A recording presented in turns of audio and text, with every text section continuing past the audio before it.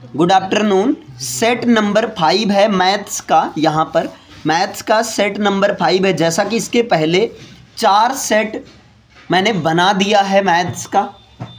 अब इसका फ़ायदा क्या है, देखिए ये जो सेट वाइज है ये सब एग्ज़ाम में पूछे गए क्वेश्चंस हैं, ये सारा एग्ज़ाम में पूछा गया है। जैसे यहाँ यदि द्विघात समीकरण 3x² minus 12x plus m is equal to 0 है के मूल बराबर हैं, तो वहाँ पर m का मान ज्ञात कीजिए। अब यहाँ पर आपको क्वेश्चन समझते हुए ये सब एग्जाम में आए हुए हैं। और हाँ, एक चीज़ और याद रखना, 20 क्वेश्चन आपके MCQ वाले आते हैं, OMR सीट पर आपको गोला भरना रहेगा। गलत तो बिल्कुल गलत है ना। तो अब देखिए यहाँ मूल बराबर हैं, तो मूल बराबर का मतलब अल्फा बराबर है बीटा। यही आप क्वेश्चन को समझो पहले ध्यान से। करें द्विघात समीकरण 3x² minus 12x plus m बराबर 0 के मूल बराबर हैं, यानी कि अल्फा बराबर बीटा या बीटा बराबर अल्फा, दोनों सही होगा। अब यहाँ पर समीकरण क्या है, समीकरण है 3x² माइनस 12x और प्लस m है इज इक्वल टू 0। अगर यहाँ पर हम मूलों का योग देखते हैं, यानी कि अल्फा प्लस बीटा देखते हैं, तो बताइए सूत्र क्या होगा मूलों का योग। जो मूलों का योग होता है माइनस b अपान a होता है, जहाँ पर b का मतलब होता है x का गुणांक और a का मतलब होता है x² का गुणांक। यहाँ पर ये कह रहा दोनों मूल बराबर हैं, चाहे अल्फा बराबर बीटा करो या बीटा बराबर अल्फा करो, लेकिन एक करना होगा। चलो हम फिर क्या करते हैं, अल्फा को बीटा मान लेते हैं, यानी कि अल्फा की जगह क्या रख देते हैं, बीटा प्लस बीटा बराबर माइनस बी, माइनस ऑलरेडी ये सूत्र वाला है, और बी का मतलब x का गुणांक। याद रखना b का मतलब क्या होता है, x का गुणांक होता है, और यहाँ पर a का मतलब होता है बच्चा x² का गुणांक। a का मतलब क्या होता है, x² का गुणांक होता है। तो अब बताइए यहाँ पर b का गुणांक, x का गुणांक कौन है, -12 है ना। अब देखो नाम से समझो, गुणांक मतलब गुणा का अंक, x में किस अंक से गुणा किया गया, तो 12 से नहीं बल्कि -12 से किया गया है, यानी कि b के प्लेस पर क्या आएगा, -12। जब माइनस माइनस रहता है तब ब्रैकेट में कर दिया जाता है एक, और अपान x² का गुणांक कौन है, आपको हो गया 3 है, यहाँ पर 3 हो गया, माइनस माइनस ये कट गया, और 3 1 के 3, 3 चौक 12, और बीटा बीटा कितना हो गया, 2 बीटा बराबर 4, और 2 1 के 2, 2 दूना 4, यानी कि बीटा का मान क्या आ गया, 4 आ गया कि नहीं, बताइए। बीटा का मान 4 आ गया, लेकिन हमें बताना है m का मान, तो बताइए जब मूलों सॉरी बीटा का मान आ गया 2, हमें बताना है m का मान, तो बताइए मूलों का गुणनफल क्या होता है, मूलों का गुणनफल होता है अचर पद यानी कि c अपान x² का गुणांक यानी कि a। अब बताइए यहाँ पर अल्फा को अल्फा कर दिया गया, बीटा का मान आया है, बीटा का मान क्या कर दिया गया, 2 कर दिया। या आप कुछ मत करो, आप दिमाग लगाओ, है ना, आप दिमाग लगाओ। अल्फा बराबर बीटा है, अल्फा बराबर क्या है, बीटा है, तो अगर बीटा का मान 2 है तो अल्फा का भी मान 2 होगा भाई। अल्फा बराबर बीटा बराबर 2, यानी कि दोनों का मान 2 आ गया। तो यहाँ पर अल्फा का भी मान हम 2 रख दिए, और यहाँ पर बीटा का भी मान क्या रख सकते हैं, 2 रख सकते हैं, चूंकि ये क्वेश्चन में ही बोला मूल बराबर है। अगर बीटा का मान 2 आया तो इसका मतलब अल्फा का भी मान तो 2 आएगा ना, आ गया। बराबर सी का मान क्या है, m है, सी के प्लेस पर क्या m है, अपान a के प्लेस पर क्या है, आपको हो गया 3 है। अब बताइए यहाँ पर 2 दूना 4, 4 ते 12, तो m बराबर क्या आ गया, 12 आ गया कि नहीं। तो कौन सा ऑप्शन होगा, इतना आप करोगे तब आंसर मिलेगा। याद रखो, तुक्का जो एग्जाम में बिल्कुल गलत होता है, तुक्का एग्जाम में काम नहीं करता है। ये समझ में आया कुछ कि नहीं। अब मान लो आपको डाउट हो रहा है, आप चेक कर सकते हो, आप चेक कर सकते हो भाई 3x² और यहाँ -12x और प्लस m की जगह 12 रख दो, सॉल्व कर लो ना। जब इनको सॉल्व करेंगे तो 12 3 36, इसको ऐसे ब्रेक करो कि 36 आ जाए, तो क्या लिख सकते हैं, 3x² माइनस, बताइए क्या लिखा जा सकता है, बताइए।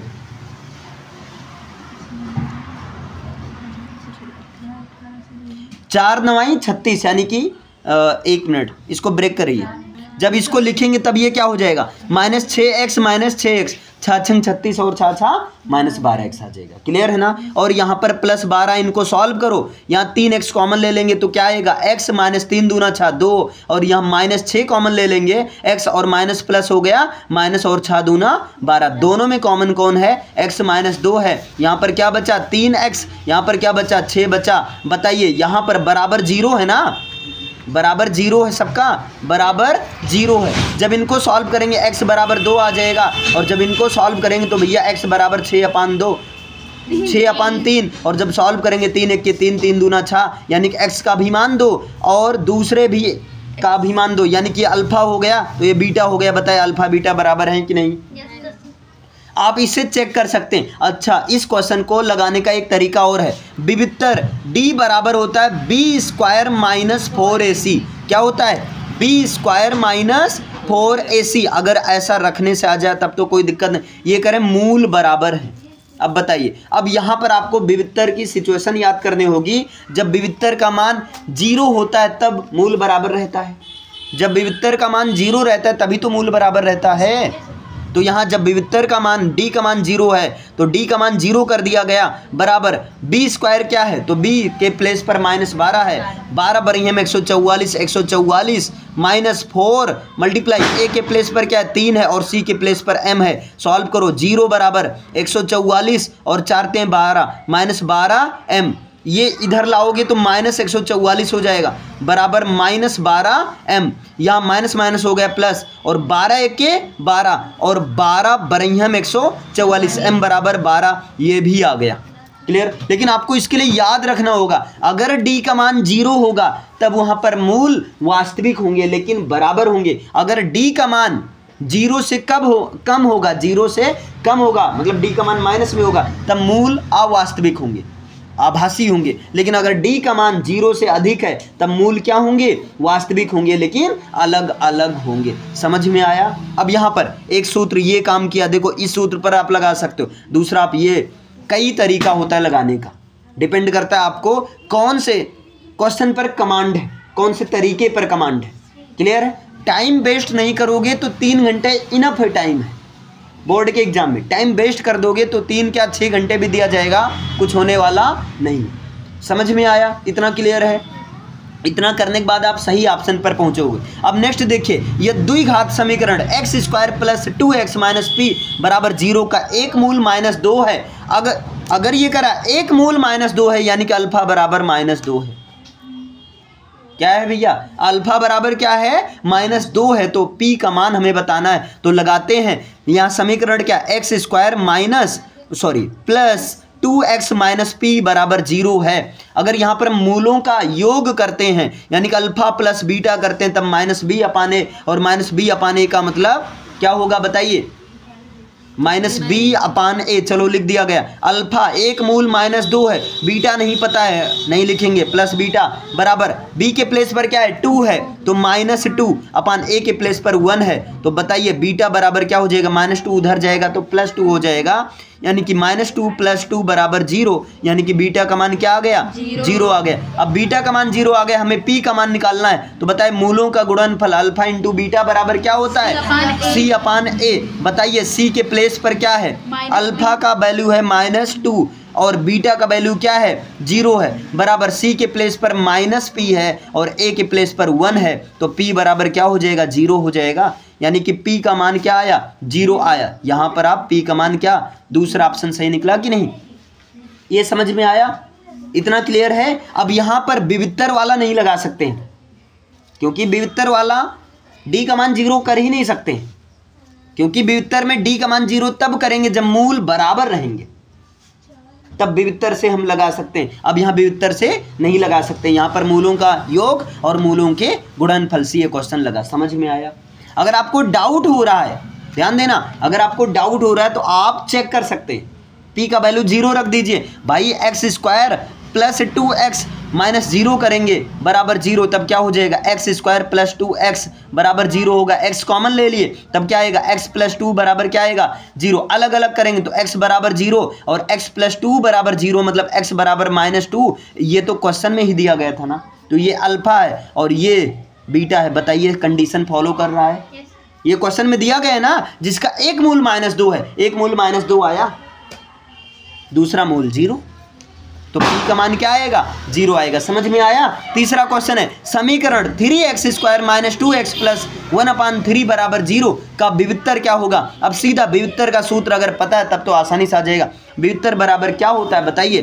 b² - 4ac। अब आप दिमाग लगाओ, b के प्लेस पर कौन है? b के प्लेस पर -2 है, तो यहाँ -2 का होल स्क्वायर माइनस 4, a के प्लेस पर क्या है? 3 है, 4 × 3 मल्टीप्लाई c के प्लेस पर क्या है? 1/3। ये 3 हो गया फ्री।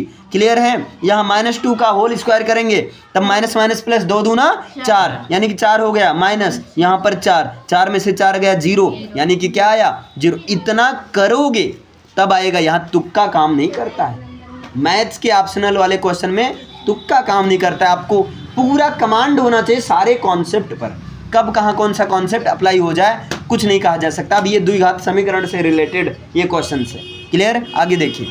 अब यहाँ पर नेक्स्ट क्वेश्चन है, यदि समीकरण x² - 4x + k = 0 का एक मूल 6 है तो k का मान ज्ञात करो। सेम इसके पहले वाला क्वेश्चन आ गया, आ जाएगा। अगर यहाँ पर लगा, चलो ये आप लोग को बताना है।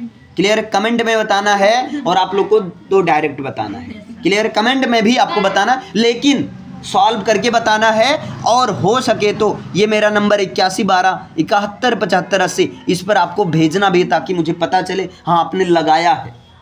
क्लियर है ना? आपको लगाना है, आ जाएगा ना सेम। यहाँ अल्फा की जगह 6 आगे, सेम वही क्वेश्चन। नेक्स्ट देखिए, किसी आयताकार खेत का क्षेत्रफल 30 मीटर स्क्वायर है। काहे परेशान हो? आयताकार खेत है, लो ये खेत बन गया। कैसा खेत? अरे खेत मतलब खेत चाहे जैसा खेत हो, आयताकार खेत है तो है। इसका क्षेत्रफल, आयत का क्षेत्रफल क्या होता है? लंबाई गुणे चौड़ाई बराबर आयत का क्षेत्रफल यहाँ दिया गया है 30 मीटर स्क्वायर है। ठीक है भैया, 30 मीटर स्क्वायर है। यदि उसकी लंबाई, अच्छा इसकी लंबाई उसकी चौड़ाई से एक अधिक हो, लो भैया।